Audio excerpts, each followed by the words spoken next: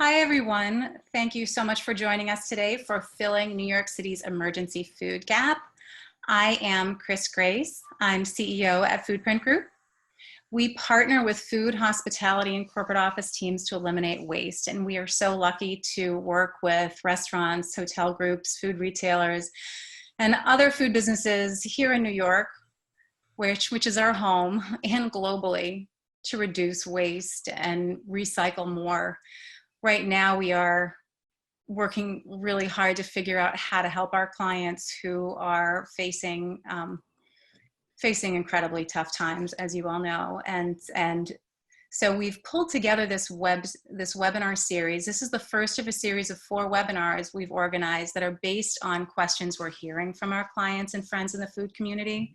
Today it's donations, which is so timely and so needed. But over the next 3 Wednesdays, we have on the 8th, a session on hauler management.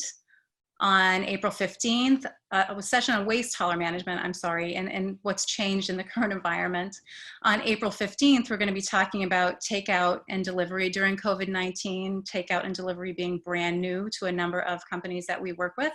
And on the 22nd, we are going to talk about planning for the food safety new normal and how sustainability aligns with best safety practices. So we hope you'll join us, and please spread the word. So before I dive in on today's session, a bit of Zoom housekeeping. This session will be recorded, and the audio recording will be available for download from our website, and we will share the links with all of our attendees. All attendees will be muted for the session, but please share any questions that you have for our panelists via chat. And let's dive in. So the purpose of our session today is to make it as easy as possible for interested restaurants and other food businesses to donate foods, particularly in light of the COVID impacts. I know I'm preaching to the choir when I say now it is more important than ever in light of our restaurant, food service, food pantry, soup kitchen, so many closures and decreases in business. Need is greater while supply has dramatically dropped. Prior to COVID, we were already in a crisis situation with 1 in 8 New Yorkers not sure where their next meal would come from. At the same time, nationally, 40% of the food grown in the United States is wasted from farm to plate. And so groups like ours and many of our partners have been working on that issue for quite a while. You know, and the highest percentage of food waste happens at the end of the chain. So in restaurants, food retail, and in our homes. So let's talk about how we can ensure some good, healthy food gets eaten by those who need it right now. And while we've honed in on New York City for this session, content will be useful to people around the country. And if you are on the line, but you're not here in New York and you are seeking donations partners, please reach out directly to us after the session and we will work with you to make a local connection. We are very lucky to have 3 of New York City's top food rescue organizations represented on the call, along with representation from New York City's new COVID-19 food czar team.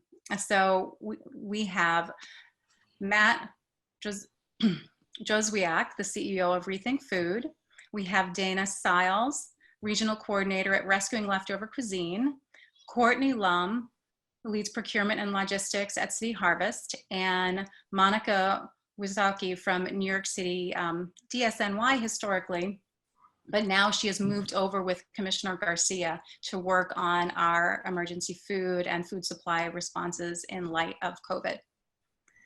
The format today is that I'm going to give a very brief overview and share some resources, and then I'm going to hand the mic over to our experts to talk about their services, who they're serving, what types of organizations, which communities, what types of foods they're looking for, and the best ways for you to connect with them. And they're going to share kind of how things have changed and what they're facing in the current environment. And then we're going to dive into a moderated Q&A. So let me jump in. Got speakers. Now, this presentation is not meant really for you to read every word. This we've pulled together as a resource guide, which is why we'll be sending this to you after the presentation.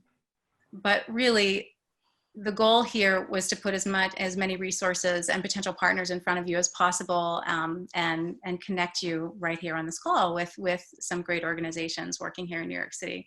So I don't want to spend too much time because our partners are going to talk about these things, but what we do know is no matter how hard we work in our kitchens and in our places, in our food places, that when we produce food, there are leftovers, there are byproducts, there are things that are still edible at the end of the day. And our goal today is to help you figure out how to move as much of that as possible to people who need it now, as at the same time, we know that you work very hard to reduce waste in your food places.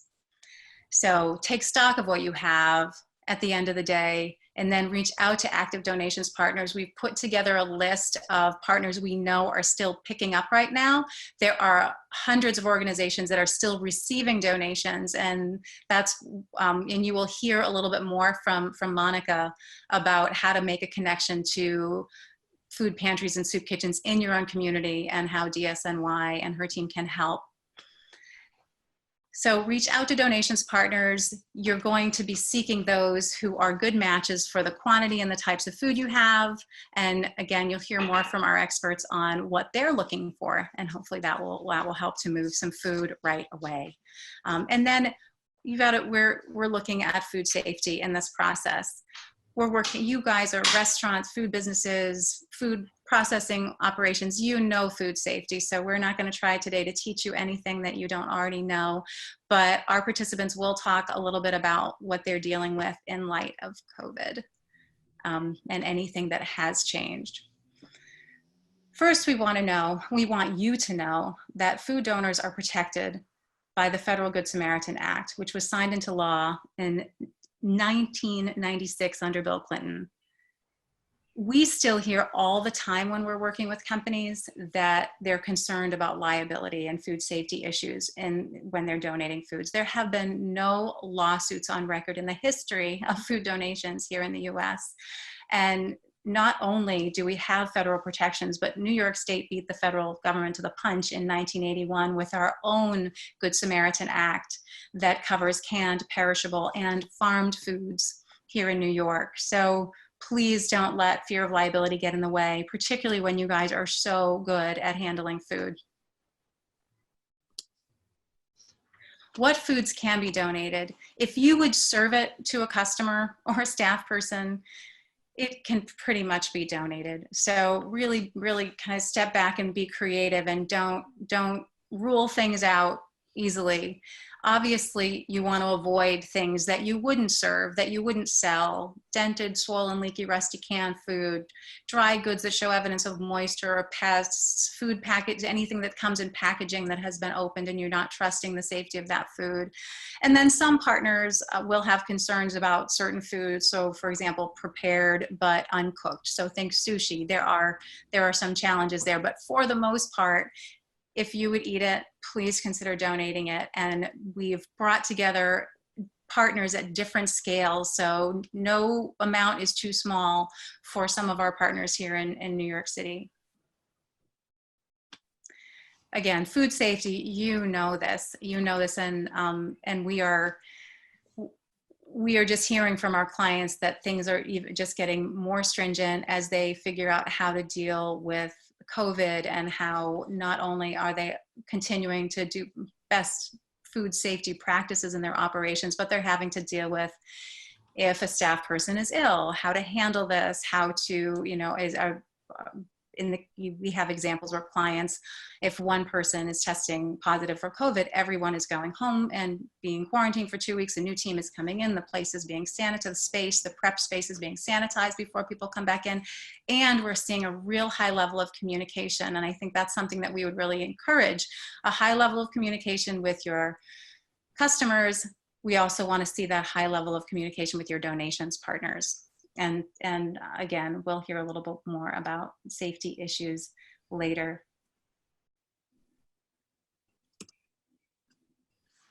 We have been doing research to try to keep track of who's still picking up, because so many of our clients require pickup to participate in donations programs. So this is a short list. There are so many partners in New York City that can receive food. And if you reach out to, and Monica, you told me I could say this, if you reach out to Monica Wysocki directly at DSNY, DSNY and the COVID food team, along with HRA, are week to week, or in some cases day to day, updating their lists of which food pantries, soup kitchens, and other emergency food outlets are accepting food. So if you are looking for someone in your neighborhood and you want to know who's still open and when you can deliver, reach out to Monica. If you are looking for someone who can pick up, the organizations City Harvest, New York Common Pantry, Rescuing Leftover Cuisine, Replate, Rethink Food, Transfer Nation that we've listed here can pick up. You do need to contact, everybody is dealing with schedule changes, and so reach out. We know that, for example, New York Common Pantry has more limited pickup schedule right now, but they are picking up. We've pulled together these references. All these links are live to help. So again, we will share this presentation at the end. You know, often when we're talking donations, we talk about tax deductions. I'm not going to spend time now talking about your opportunities for tax deductions, but know that the ReFed link that we're including here is fantastic. And their food waste action guide includes a wonderful description of the process for recording total food donated for your tax deductions. So, all right, let's dive into the meat of this conversation. I am going to stop sharing slides and hopefully we'll be able to see some of our speakers. Great. So we're going to start with Matt Jozwiak, the CEO at Rethink Food, and learn a little bit more about their organization and how you can engage. Yeah, thank you for having me on, and big fan of what you guys do. So can you guys hear me all right? You sound great. Yeah. Okay. So more or less, Rethink has had to pivot in the last 3 weeks. We're watching food donations drop off like pretty drastically as restaurants close. And what we did is we basically put in systems at corporate cafeterias and restaurants with bins and standard operating procedures so that they could donate as much food as humanly possible. And then our commissary kitchen would basically cater community service organizations based off of what they needed that day. So it was a very, it was a little different, but then we started, we realized that we needed to decentralize our operations, because as this virus spreads, it's going to be challenging. If somebody gets sick, you're going to have to, if Rethink shuts down, that's 12 community service organizations that are going to go without food. And that just can't happen. So what we did is we started a program where we're giving small amounts of capital up to $40,000 to restaurants, where basically they're going to be in charge of keeping 4 people employed, because the way that we look at it is if we don't keep people employed, they're just going to be people we have to feed. So 4 people employed, they're going to be required to make 1 single menu item that, which eliminates a lot of the organic waste that kind of happens with big menus. And they're going to be in charge of producing, up to 500 meals a day. We just launched with a really kind of infamous restaurant. I guess Daniel Hume broke the news, but we're doing 2,500 meals a day out of 11 Madison Park, which is allowing, in 3 different groups, which is allowing us to kind of hit the nail on the head. But in means of food donation, as it kind of dries up, what we've been thinking about is, maybe it's time for people to start buying food. The upper supply chain has been kind of really damaged by this, and small farms are getting really hurt, and they're considering not planting for the next season. So the next thing we're looking at is as this kind of continues to roll up the supply chain, how do we buy food? How do we get and utilize these farmers and convince them that there will be a place for their food to go next season? So it's been an interesting time for sure in the last couple of weeks. No, thank you. That's those are really large and critical questions about why we need emergency food in the first place, because obviously we needed a lot of it long before COVID, and so many people who require assistance are in minimum wage jobs, and many of those exist in the food sector. And how do we make the shifts so that we're not here, and you're right, that people can afford food, and that our farmers have a market, because we're seeing pivoting there too, in terms of wholesale business drying up, how can we reach end consumers and things. So this is so many topics. We should, when we get up this call, we can plan the next 3 webinars. So Courtney, jump on in. Yeah, so City Harvest, as I'm sure many of you know, is a pretty large food rescue organization. We plan on moving at least 20 million pounds of food from now until at least June, just to even cover the COVID relief. And just like Matt was saying, of like having to rethink and re-strategize how we are serving the New York City population, City Harvest is also doing the same.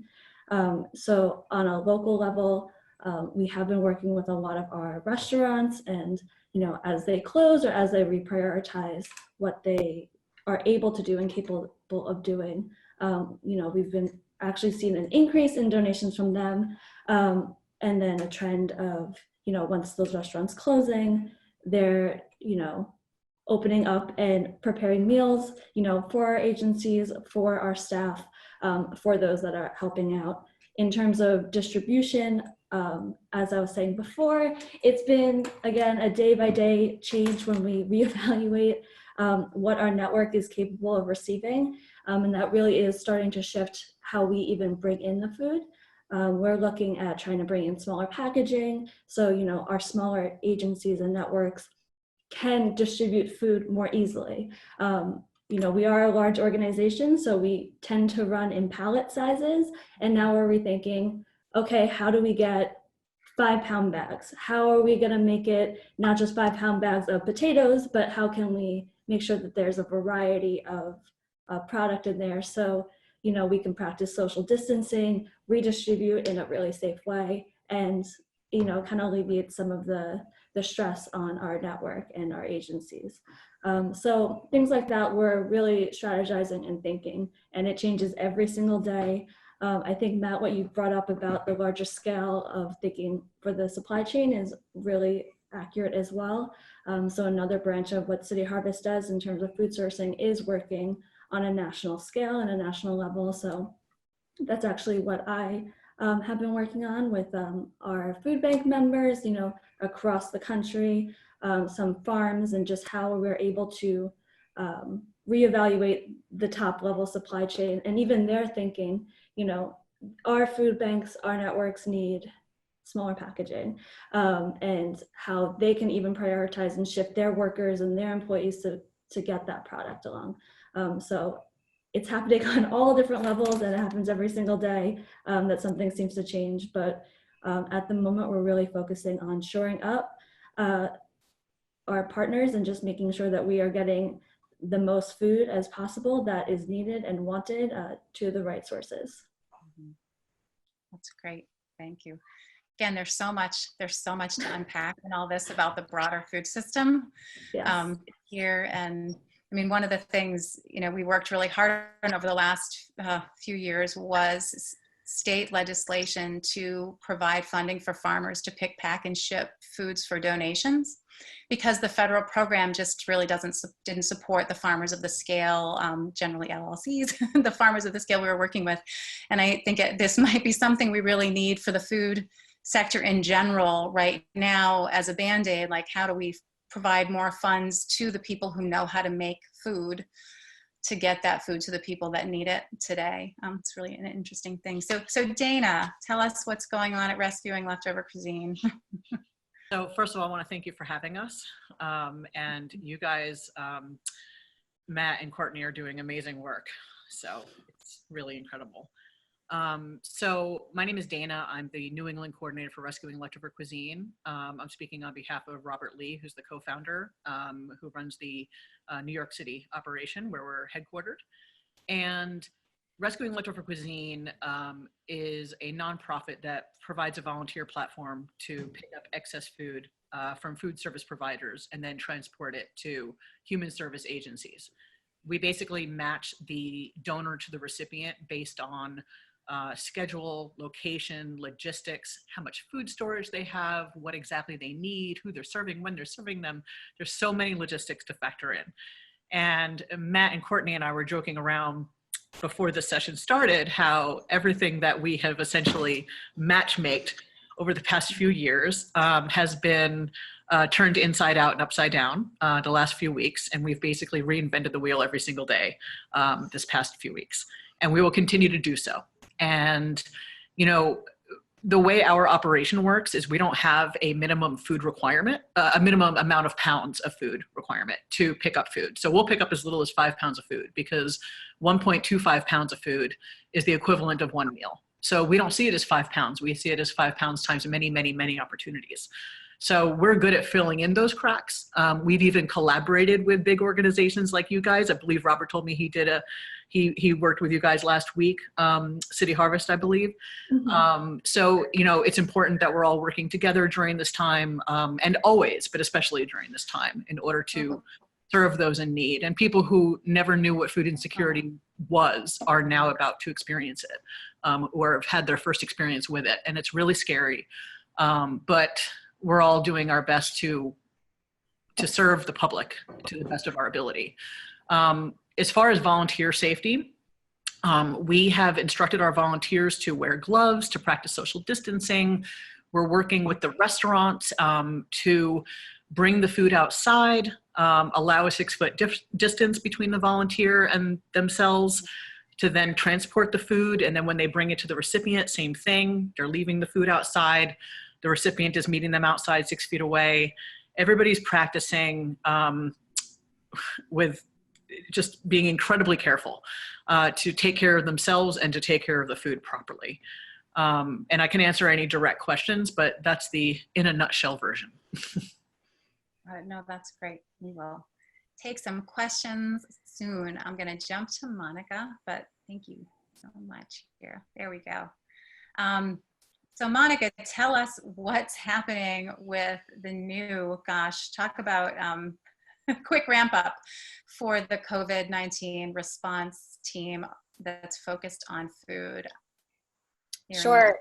And thank you so much for having me on the call. Just want to start by thanking also my fellow speakers who are really out there on the front lines of this crisis, and have been doing so for many years, in many cases before this crisis began. So, the crux of Commissioner Garcia's new role as food czar is, addressing this monster challenge, which is that even before the crisis began, more than 1 million New Yorkers were food insecure, and that number goes day by day given the economic impact of the crisis. So I want to share with all the participants today how the city is approaching this problem, both for your awareness and also just because we want you to be spreading the word of all of the options that are available right now to food insecure New Yorkers. We have two work streams, one that is focused on feeding New Yorkers and another that is focused on our supply chain, both monitoring the supply chain and figuring out solutions when needed. Matt spoke a little bit about some of the decisions that especially small farmers are being forced to make right now. We're also monitoring workforce availability, some of the labor impacts of this crisis, as well as transportation, including long haul and short haul trucking, as well as the major distribution hubs in the city, places like Hunts Point, making sure that all of those locations and all the staff that service those critical infrastructure and logistics functions are also just as safe as all the volunteers and all the chefs and cooks that are out there making this happen. On the Feeding New Yorkers piece, we have stood up a number of programs. I hope that you all know that free meals are available to all public school students at more than 400 DOE locations citywide within the next 24 hours. Very pleased to share that we'll be launching a map that has real-time open and close information on more than 800 pantries and soup kitchens in New York City, alongside those more than 400 Department of Education school locations. So any New Yorker will be able to access that map and find the nearest location to them. Now, all that said, we know that that is not enough. Not all New Yorkers right now are in a position where they can go out and make use of those grab-and-go meals. So the city has also stood up probably the largest food delivery system on an unprecedented scale. And we're delivering in the tens of thousands of meals through that system. So very proud of the work that has happened in the last week and a half. And again, just wanted to share all that with you as it relates to what all of you on the call are thinking about and you know, your ability to be generous. One of the things I want to say is that the Donate NYC food portal was built exactly for situations like this. And I know that there's going to be an outpouring of generosity and support right now, and that we're all doing a lot of matchmaking. And my hope that out of this matchmaking comes a sustainable, resilient system of community links that will last above and beyond this crisis. And the food portal is part of that. So I strongly encourage all the listeners on the call that do operate food businesses or food organizations to join that portal. It's a very quick sign up, and you will be, you know, connected to those in your community that are in the most need. But again, thank you for having me, and apologize I'm not able to be on video due to my bureaucratic computer without a video feed. No problem. Thank you so much. Gosh, you guys all make me proud to be a New Yorker, I have to say. So much happening so quickly here. The mobilization is impressive. Matt, first we'll start with you. Could you talk a little bit more about the restaurant program? You described it, but I mean, something that participants could engage in right now, and how? Okay. Yeah. So the restaurant response program is meant to kind of just hit like a couple different things, you know, like you talk about employment, it's super, super important. And Dave Barber and Dan Barber at Blue Hill are working on some really great stuff where they're trying to really focus on that supply chain. And we really need to kind of build something with sustainability in mind, you know, and also think about like the kind of opportunity that, you know, that we have, you know, the nonprofit food system and the for-profit food system have kind of always struggled to work together. I think that everybody on this call can say something about how it's difficult to kind of coordinate and deal with getting donations from folks and how that all works. And it's very challenging, and they have an idea of what it is, and we have an idea of what it is, and it's kind of hard to meet. They seem to think that, like you said, and like we always have to start every panel with, that it is not illegal to donate your food. I have to say that like 30 times a day. And like, there seems to just be some type of disconnect. Yeah. So our hope is that with this program, that even past this and into the future, that, you know, restaurants can utilize their excess food to basically make meals and catered meals once we don't have to do single packaged anymore. And we can kind of create a new source for meal generation through restaurants. And then restaurants can kind of have an underlying revenue. It just kind of makes more sense to utilize sunk costs is what we found. Like Rethink has a giant kitchen with 20 some odd staff members. You know, the restaurants have a giant kitchen with 20 some odd staff members. Like maybe it makes sense, instead of doing both of these things in separate places, to just do them and pay one of them more. And since I'm not really interested in opening up a big restaurant, maybe this could be a long-term thing where I could just pay restaurants like 11 Madison Park or make it nice to, hey, I need you to generate 1,000 catered meals every day, and I'll give you $1.50 a meal. And that's cheaper than what I'm paying to do at Rethink. So we're really looking at like, how do we fix a lot of problems in the food system for the long term? Because, you know, obviously, and thank the Lord, it's a once in a lifetime chance, because this would be awful to ever go through again. But we actually get a chance to really rethink the food system. No pun intended. No, thank you. Thank you.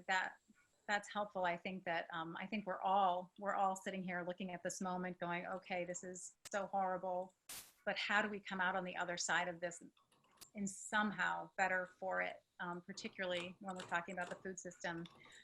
You mentioned, you know, when we can get back to, you know, when we no longer need single packaged meals.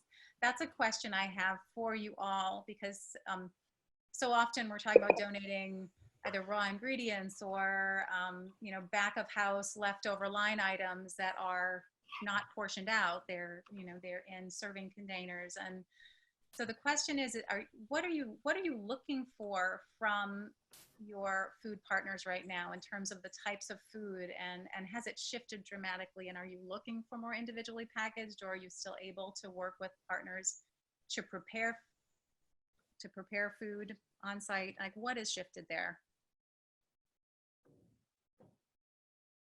I can answer this one if you would like. So this is Dana from Rescuing Leftover Cuisine. You know, because we match every donor and recipient based on very specific needs, even though, yes, our needs have changed slightly, I think for the most part, we're continuing to do what we always did, which is to recover food that has been professionally created by a food service provider, and donating the excess food, prepared or ingredients, to the human service agencies who will properly distribute it. I think that there's some human service agencies that definitely do prefer the prepackaged food, but there's others that, you know, they're working in a big kitchen. So when they're able to get, you know, pounds and pounds of potatoes to be able to put into the pot in the kitchen, it works really well. The beauty of organizations like all of ours here together is that we do that matchmaking kind of on the behalf of all of our donor partners, because we know who needs what and when they need it. And especially now when that is changing by the day, or even by the half day, should I say, it's more important than ever to make sure that the right food gets to the right human service agencies. It's not a one size fits all. It never has been, and it definitely is not now. And that, on that note, I just want to say that with RLC, we're doing free pickups right now. So if you're a restaurant that needs to offload food because you're going to be temporarily closing, or you're still open for a takeout, but you have 5 pounds, 10 pounds, 20 pounds of food at the end of the day left over, give us a call, let us know. We'll get a volunteer over, we'll pick it up, we'll bring it to the right recipient, not just any recipient, but the right recipient. But, you know, I would say on our end, our needs haven't changed as much, but the HSAs that we're serving, even though so many of them have closed, the ones who remain open are desperate for food. They need food. So any food donation goes a very long way. Yeah, and this is Courtney from City Harvest, and just to piggyback off of what Dana has been saying is, yes, it's the same thing for City Harvest as well. The agencies that are open still are definitely still in need, and if anything, are seeing an increased demand for donations and for food that's coming in. From City Harvest perspective, we are still operating as we have been. You know, we have 22 trucks that are still on the road day and night, picking up and distributing and delivering food. However, because of the shifting landscape, our need has changed ever so slightly. So City Harvest has always been focused on providing fresh produce. In fact, over 60% of what we rescue and deliver has been, in fact, produce. At the moment right now, what we're really focusing on and asking for is shelf-stable items, just because that's what we're seeing and experiencing from our network. That's what they're saying they need the most of at the moment.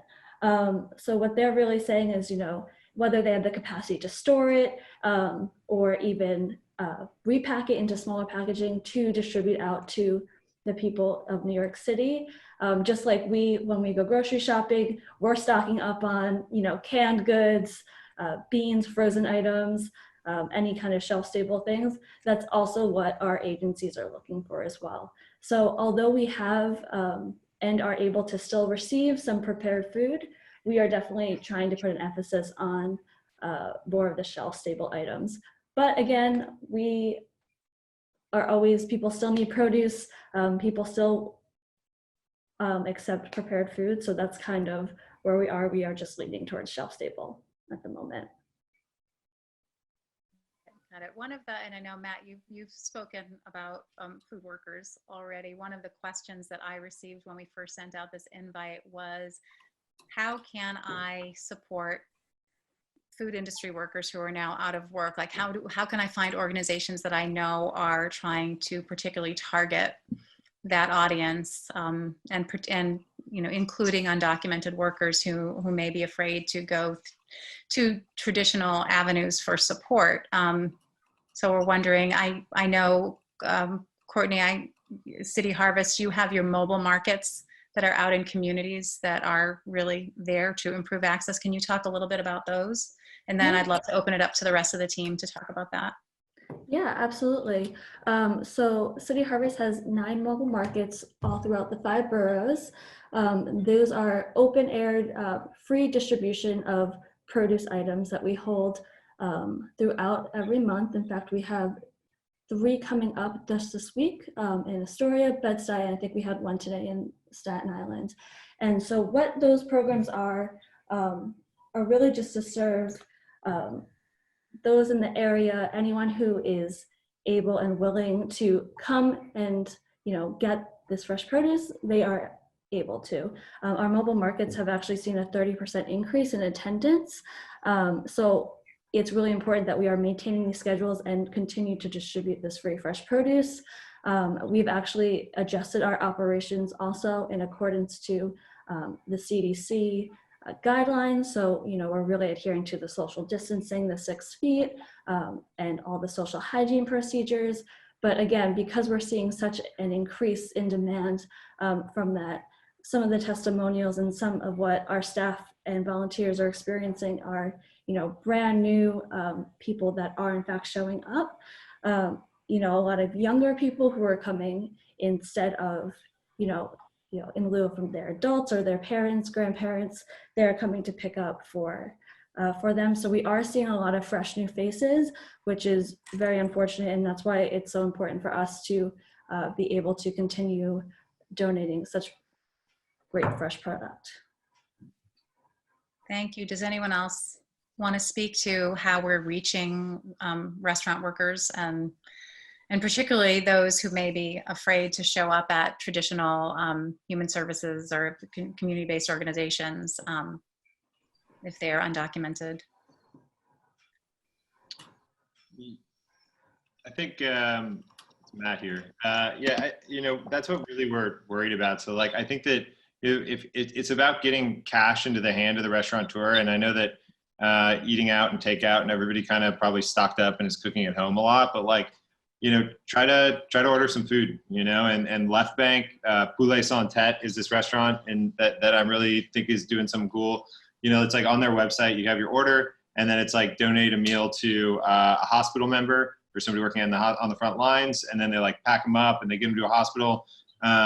You know, just like people are doing stuff and it might take a little bit of time and you might try some food you don't normally order, but like try to order, try to get cash into it because, you know, I don't know if I should say this publicly, but as a 501c3, I'm definitely not going to hire somebody that's not documented.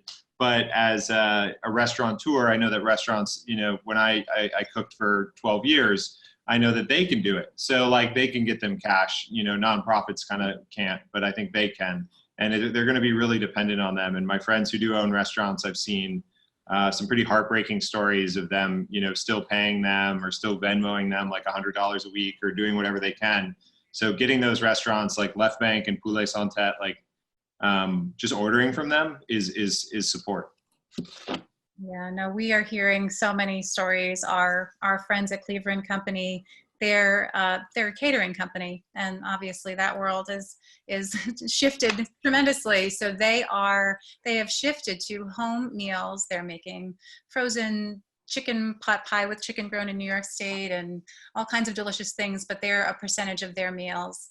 I think Mary actually said 25% of what they're producing right now, they're donating to, and they also work with Chips. You mentioned Chips, Matt, in Brooklyn. But I think that there's a lot of that happening. I would love a place where we could all learn more about what all these different restaurants are doing so people can understand the sheer altruism and caring and the connection in the community. And this session was on donations, but we are promoting all kinds of different things that are going on right now. Roar.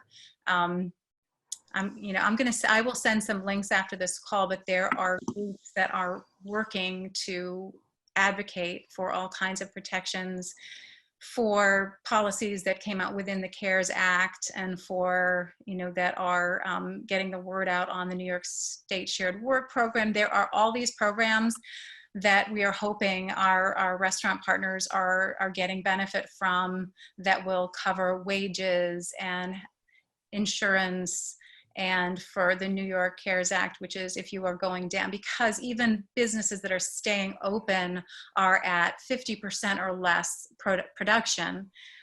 They are using the New York State Shared Work Program so that they can bring their staff down to half time and bridge some of that gap with, say, another 25% that they can get of salary from the state. So I think that we just want to make sure, and I know the New York Hospitality Alliance has been a marvel in terms of the amount of communication on all of the federal and state programs available to restaurants and hospitality businesses right now. So please take a look at their website, because there's a lot of information out there. And yes, we absolutely want to just keep people employed. That is really the way out of this.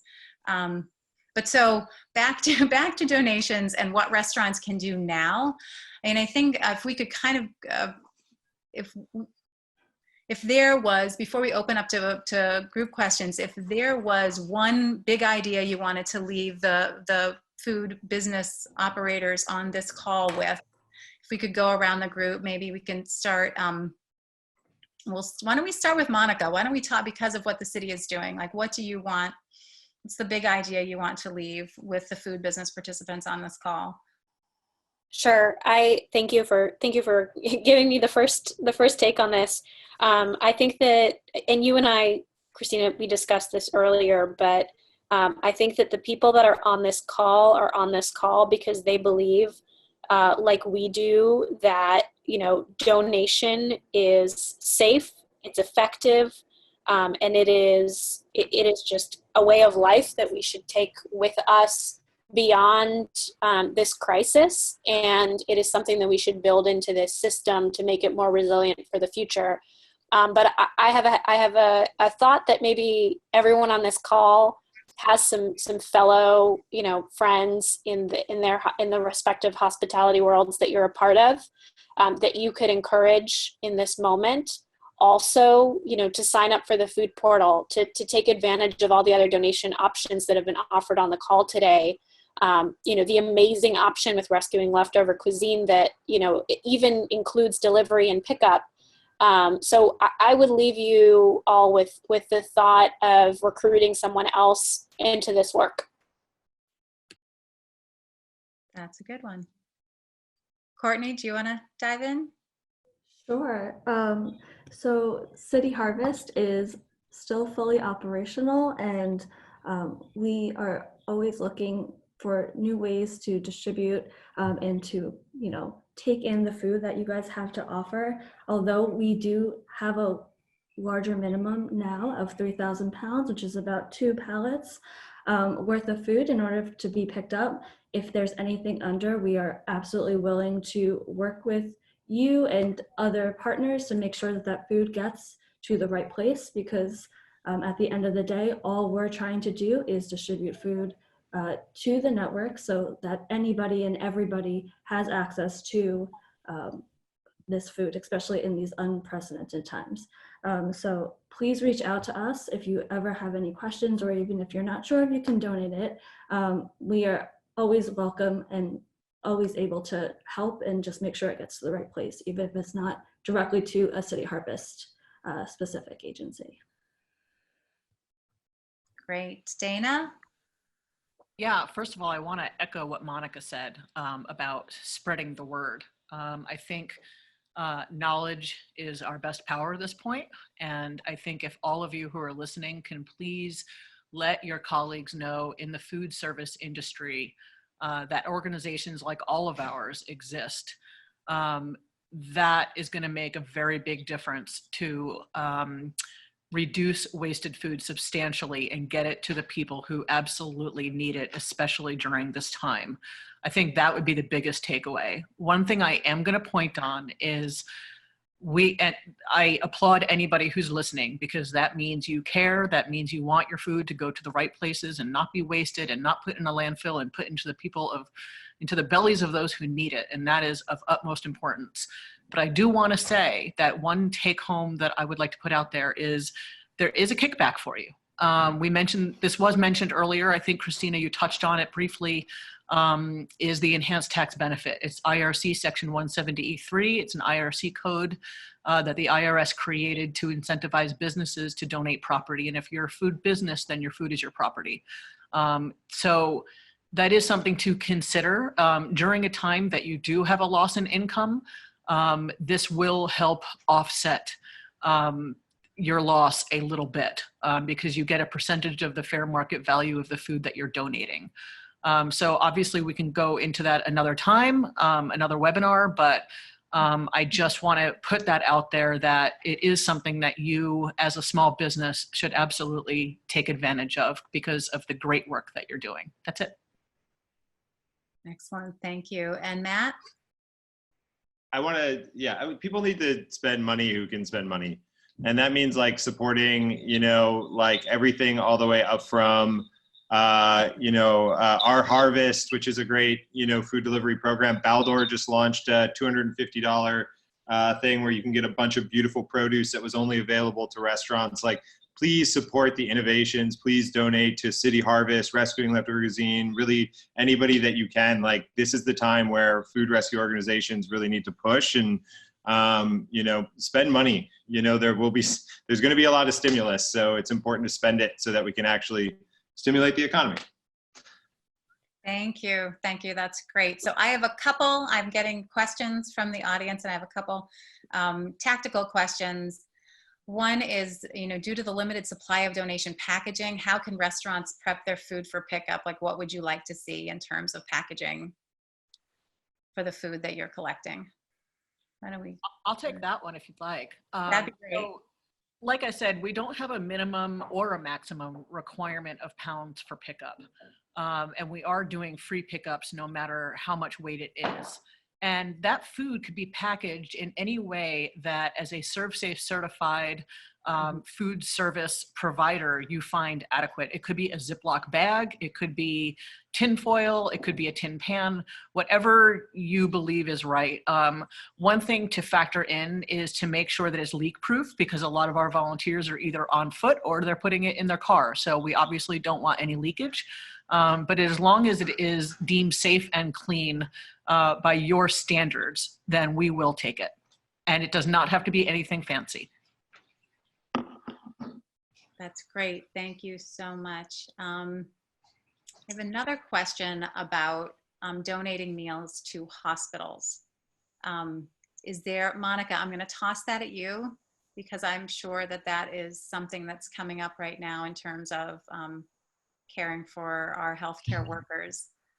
But anybody can jump in if you have information. But how should restaurants go about donating meals to hospitals, similar to the Buy a Meal, Give a Meal initiative that was discussed? Is there Sure. something? Yeah, and I unfortunately there is no high-level coordinated way that this is happening, but I over the last 48 hours have just been so amazed and stunned at the number of restaurants in the city that have been able to launch small crowdfunding drives where they're promoting the ability for, as Matt said, those of us who are in a position to spend cash to put it into the restaurant system, promoting the opportunity that they will deliver meals to their local healthcare workers if folks donate. So, you can go on and say, I'd like to donate, X number of dollars to provide this many meals to healthcare workers. That unfortunately there is not a high level coordinated way for the city to do that now, but I think that model is beautiful and it works really well. The Mayor's Fund to Advance New York City is currently collecting also financial, cash assistance to be able to support vulnerable New Yorkers, which, in some cases does include our healthcare workers. And I can assure you that there are a lot of philanthropic efforts underway to, for example, adopt a hospital and provide, pantry boxes for all the staff in that hospital. So I know that's not a very specific answer, but encourage you all to get creative and use the potential for donations as a way to drive business to your businesses. That's fantastic. No, that's a great idea to be looking at GoFundMe and some other crowdsourcing platforms to see what opportunities are available to connect directly with a restaurant who is serving people in their community. I had a question. I mean, it links a bit to, it links a lot to what Matt's been talking about, the program that at Rethink to get restaurants up and running to provide food for those in need. There was a question of, are there other grants or loans that may be available to not-for-profits or restaurants to ramp up production quickly? On the not-for-profit side, I don't know, Courtney or Monica, can you speak to anything that's been made available to soup kitchens or food pantries? Or maybe Matt, you could even speak to this. Are we seeing additional funding to produce more meals through philanthropy or public money? So I'm not sure about to make new meals. Perhaps Matt is more able to talk about that. But at the moment, City Harvest is definitely seeing an increase in funding. And in fact, we have a lot of fundraising efforts right now to make sure that we are able to meet the increased need that the city is experiencing. So we do currently have a match going on. And of course, as a nonprofit, what we say is it's always the best way to help is to donate. And we do have a 2-for-1 match going on. So every dollar is being matched currently by one of our partners and our funders. And that really is just allows us to be able to really ramp up and shore up to make sure that we do get in the best food, the best products in order to supply this increased demand. So in terms of actually making or preparing the food, perhaps that's something that Matt could answer. I unfortunately just got my internet has just completely stopped working, and I missed the last 5 minutes. I'm just dialing in on my cell phone now. No worries. Are there, just in addition to your fabulous program that is helping, that is raising money so that restaurants are producing food right now, are there other grants or loans that may be available to businesses or even to not-for-profits that have food production capacity, soup kitchens, for example, to ramp up production? To anything that you've heard in the grapevine? This is something that we can do a little research on after the call too.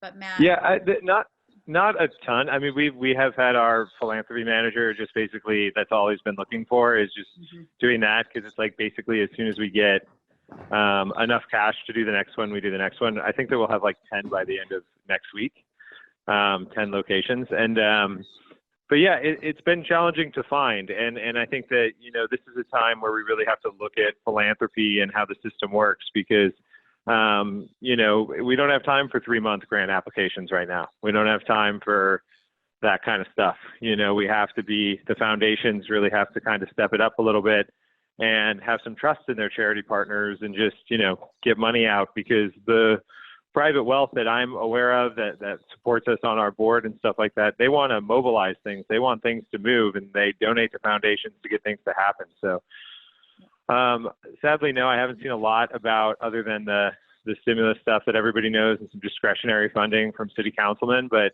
other than that, no, nothing pretty large. Robin Hood did do an emergency grant that we received, but I think it's really time that we start rolling out these systems, because when the virus is over, what we're all going to have to deal with is basically it's going to be more or less like 2008 again after all of this has happened. So we're rolling into something harder, and we have to be aware of that.